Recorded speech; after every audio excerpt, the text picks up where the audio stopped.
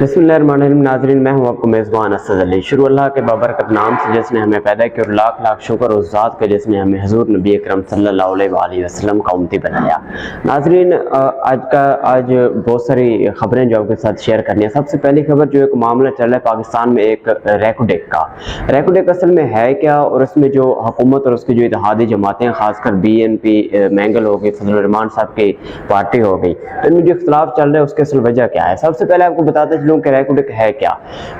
आपको इस तरह से अच्छी तरह से समझ आए कि एक डिस्ट्रिक्ट है बलूचिस्तान में, डिस्ट्रिक्ट चाही, जहाँ पे पाकिस्तान ने अपने एटमी धमाके किए थे। उसी डिस्ट्रिक्ट में ऐसे समझ लें एक टाउन है या छोटा सा, जिसे समझ लें कि कस्बा है वहाँ पर, जिसे रैकोडेक कहते हैं।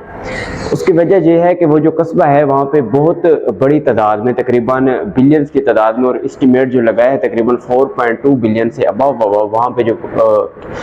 जिसे कहते हैं कि ओर्स वगैरह जिसे मादनियात हैं बहुत बड़े ज़ख़ायर में, और वहाँ पे 0.4% जो मादनियात हैं वो गोल्ड या कॉपर में है। तो उसका अगर अंदाज़ा लगाया जो उसका टोटल एस्टिमेट गोल्ड और सिर्फ कॉपर को अगर अलहदा किया जाए तो वो तकरीबन 4.2 मिलियन बनते हैं जो वहाँ पे ज़ख़ायर हैं सिर्फ गोल्ड और कॉपर के। मसला क्या है, हुकूमत और उसकी जो इत्तेहादी जमातें हैं, खासकर JUI होगी या BNP मैंगल होगी, उनमें इख्तलाफ क्या है कि ये मनसूबा एक दफ़ा पहले भी आपने सुना होगा कि 2013 में जो मनसूबा मंजूर हुआ था, वो जो कैनेडियन कंपनी थी उन्होंने हामी भरी थी कि वहाँ यहाँ पे हम आके माइनिंग करेंगे और जितने भी ज़ख़ायर होंगे। इसका प्रोसेस ये होता है कि जो भी आप बाहर से कंपनी जो भी आप माइनिंग के लिए बुलाते हैं, चाहे वो पेट्रोलियम मसनूआत के हवाले से हो या जो भी मिनरल्स वगैरह, जिस तरह भी वो माइनिंग उन्होंने करनी हो, तो वो पहले एक उनकी डील होती है, उनका शेयर होता है। वो पहले अपना वो कहते हैं कि हम इतना शेयर लेंगे, उसके बाद आके माइनिंग करेंगे। तो तय ये पाया था कि जब वो माइनिंग करेंगे आके बलूचिस्तान में, रैकोडेक जहाँ पे वो एक टाउन है वहाँ पे, तो ये पहले जो मुआहदा हुआ था वो ये तय पाया था कि वो 35% वो जो कंपनी है वो अपने शेयर रखेगी, और जो ऊपर बचेगा तकरीबन 65% तो वो गवर्नमेंट के खाते में होगा। अब गवर्नमेंट क्योंकि वफाकी हुकूमत भी है, साफ ज़रे उधर प्रोविंस लेवल पे भी बलूचिस्तान गवर्नमेंट है, तो ये तय पाया था कि 25% उसमें से बलूचिस्तान हुकूमत को दिया जाएगा, जो बाकी बचेगा वो वफाकी हुकूमत अपने पास रखेगी। लेकिन किसी वजह से, और क्योंकि फिर हुआ ये कि बलूचिस्तान की जो अवाम थी, वहाँ के जो बलोच रहने वाले थे, और ख़ासकर जो गवर्नमेंट थी, उन पे अवाम का प्रेशर था। वो चाहते थे कि हम किसी भी दूसरे मुल्क को जो ज़ख़ायर हैं, जो हमारी मलकियत है, हम ही निकालेंगे, किसी दूसरे मुल्क को या किसी भी दूसरी मुल्क की कंपनी को हम इजाज़त नहीं देंगे कि वो पाकिस्तान है या बलूचिस्तान है और यहाँ से जो हमारे ज़ख़ायर हैं वो ले जाएं। लेकिन चूँकि हमारी जो अवाम है उनको ये नहीं पता कि पाकिस्तान के पास इतनी भारी मशीनरी, इतने हैवी इंस्ट्रूमेंट नहीं है कि वो उनका इस्तेमाल करके यहाँ से जितने भी ज़ख़ायर हैं, चाहे मादनियात हैं या पेट्रोलियम मसनूआत हो गई, वो इधर माइनिंग कर सकें और वो निकाल सकें। तो किसी तरह वो डील हो गई थी। लेकिन 18वीं तरमीम के बाद ये तय पाया था कि अगर कोई भी सूबाई हुकूमत अगर देखती है किसी किस्म की माइनिंग या इस किस्म की कोई भी एक प्रोसेस जो एक अमल में लाया जाता है, अगर वो हुकूमत देखती है कि वो उस सूबे की अवाम या उस सूबे की गवर्नमेंट के क्या कहते हैं बेहतरी में नहीं है या उसके मुफाद में नहीं है, तो वो उस पर अपना एक वीटो जो कहते हैं पावर लेकर वो उसको, क्या आपको सिंपल से आवाज़ में बताऊं कि वो उसको कैंसिल कर सकते हैं उस मुआहदे को। लेकिन हुआ यह था कि इसी तरह बलूचिस्तान हुकूमत ने 18वीं तरमीम का फ़ायदा उठाते वो मुआहदा कैंसिल कर दिया था, और उसके बाद ये तय पाया था कि मनसूबा कैंसिल करने के बाद वो जो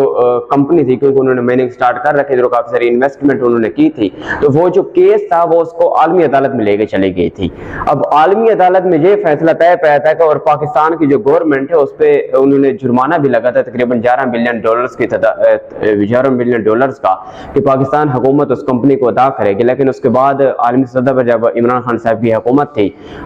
तो उन्होंने मुज़ाकरात के जरिए फिर ये डील फाइनल हुई थी कि वो जुर्माना भी पाकिस्तान ने माफ़ करा लिया था, और फिर एक दूसरा मुआहदा हुआ था उसी कंपनी के साथ। वो कंपनी दोबारा आएगी, माइनिंग करेगी आके बलूचिस्तान में, और उसके बाद $10 बिलियन की इन्वेस्टमेंट भी करेगी बलूचिस्तान में, और उसके अलावा तकरीबन 8 से 10 हज़ार जो वहाँ पे मकामी लोग हैं उनको मुलाज़मतें भी देंगी। लेकिन अब एक हाल ही में एक बिल पास हुआ है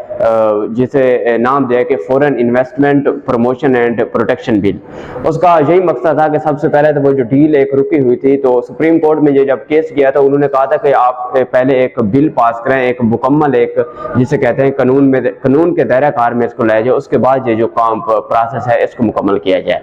तो अब मसला ये है कि अब जो डील फाइनल पई है उस कंपनी और गवर्नमेंट के दरमियान, तो ये तय है कि वो जो 50% उसका शेयर होगा वो कंपनी ले जाएगी जो कि कनाडा की कंपनी है, और जो 50% बनेगा वो चले जाएगा वफाकी हुकूमत के पास, और वहाँ पे जो बलूचिस्तान है उसकी गवर्नमेंट या उसकी अवाम को उसका 1% भी फ़ायदा नहीं होगा। तो साफ सी बात है कि ये बलूचों के जो हकूक़ हैं उन पर सीधा सीधा डाका ही है।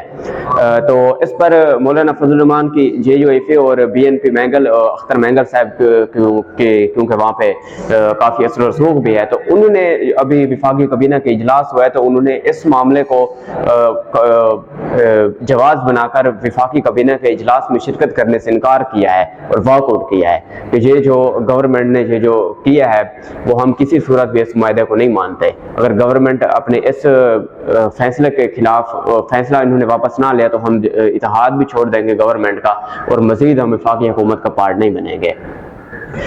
इसके अलावा एक दूसरी खबर भी इमरान खान साहब के हवाले से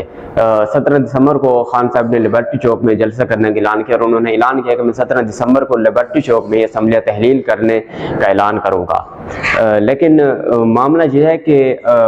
नजम सेठी साहब, क्योंकि आपको पता है कि वो इस्टेब्लिशमेंट के भी बहुत ज़्यादा करीब हैं, नून लीग के करीब तो वो हैं ही पड़े, तो उन्होंने बताया है कि इमरान खान साहब को खुले आम जो एक पैगाम है वो पहुंचा दिया गया। अगर आपने किसी भी चाहे KPK चाहे पंजाब की जो असम्बली है, अगर आपने तहलील की तो आपको हमेशा के लिए नाअहल कर दिया जाएगा। इमरान खान साहब को ऐसे समझे, धमकी समझे, या एक जो भी ताकतवर हल्कों की जानिब से जिस तरह से वो पहले करते आए हैं, तो उन्होंने पैगाम पहुंचा दिया कि अगर खान साहब अगर आपने असम्बली तहलील की तो आपको हर सूरत में नाअहल कर दिया जाएगा और एस्टेब्लिशमेंट इस बार आपकी मदद नहीं कर पाएगी। अब देखना ये होगा कि इमरान खान साहब 17 दिसंबर को असम्बली तहलील करने का ऐलान करते हैं या नहीं करते। वो केस जो चल रहा है उनकी एक बेटे के हवाले से, ये केस पहले भी काफ़ी मरतबा अदालत में जा चुका है, सुप्रीम कोर्ट में भी जा चुका है, इस्लामाबाद हाई कोर्ट में भी, लाहौर हाई कोर्ट में, लेकिन ये केस इस बुनियाद पर मुस्तरद किया गया है, अदालतों की जानिब से दरखास्त को मुस्तरद कर दिया गया था कि ये एक उनका ज़ाती मामला है, और इस्लाम भी ये कहता है कि ये चीफ जस्टिस जो मौजूदा चीफ जस्टिस हैं, तब उनके रिमार्क से जब ये मामला सुप्रीम कोर्ट में गया था, तो ये हमारे इस्लाम भी ये कहते हैं कि हम किसी के निजी मामलात में इंटरफेयर नहीं कर सकते। तो अब देखना ये होगा कि इमरान खान साहब नाअहल होते हैं, और जो ताकतवर हल्के हैं वो इमरान खान साहब को नाअहल कराने की जो कोशिश में हैं वो इमरान खान साहब को नाअहल करा पाते हैं, क्योंकि सुनने में ये भी आ रहा है कि जब नून लीग, क्योंकि उस वक्त हालात ऐसे थे कि कोई भी पार्टी गवर्नमेंट जो वफाकी गवर्नमेंट है लेने के जो सिचुएशन थी वो इस सूरत में नहीं थी, उनको पता था जो भी गवर्नमेंट लेगा उनके गले ही पड़ेगी जो मुल्की हालात हैं। तो ये तय पाया था कि हम एंड में आकर एक सबसे जो एक बड़ा वादा किया गया था नून लीग से कि हम इमरान खान साहब को नाअहल कर देंगे।